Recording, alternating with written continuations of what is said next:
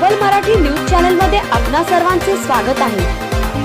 शहरात वाहतूक कोंडी होणाऱ्या चौक व रोडवर शहर वाहतूक शाखा शहरातील सर्व स्टेशनची विशेष मोहीम। शहरात विविध रोडवर व चौकात हॉकर्स मालक, टेकेट चालक, फळ विक्रेते, दुकान मांडून व वाहन चालक त्यांची वाहने रस्त्यावर उभी करून ट्रॅफिक जाम करतात। त्यामुळे सामान्य जनतेला वाहतूक कोंडीचा त्रास सहन करावा लागतो।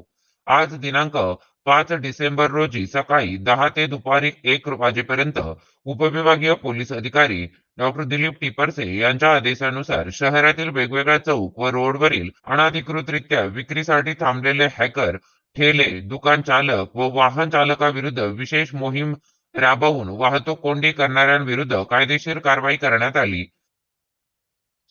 पोलीस स्टेशन कोतवाली हद्दीत कापड बाजार, पराग बिल्डिंग, चांद सुलताना हायस्कूल, महात्मा फुले चौक। पोलीस स्टेशन तोपखाना हद्दीत निप्टी नाका, चितळे रोड, सर्जेपूर चौक, पत्रकार चौक ते प्रेमदान चौक।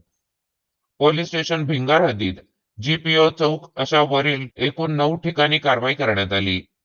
सदर कारवाई दरम्यान हॅकर्स, ठेले, दुकान चालक व वाहन चालकांविरुद्ध शहर वाहतूक शाखा व पोलीस स्टेशनचे अधिकारी अंमलदार यांनी कलम 122 मोटर वाहन कायद्यानुसार 60 केसेस व कलम 102 मुंबई पोलीस कायद्यानुसार 35 केसेस, भारतीय न्यायदंडिता संहिता कलम 285 नुसार 32 गुन्हे दाखल करून सर्व दुकानांवर व वाहन चालकांविरुद्ध न्यायालयात खटला पाठवून त्यांना हजर राहण्याची नोटीस बजावली आहे।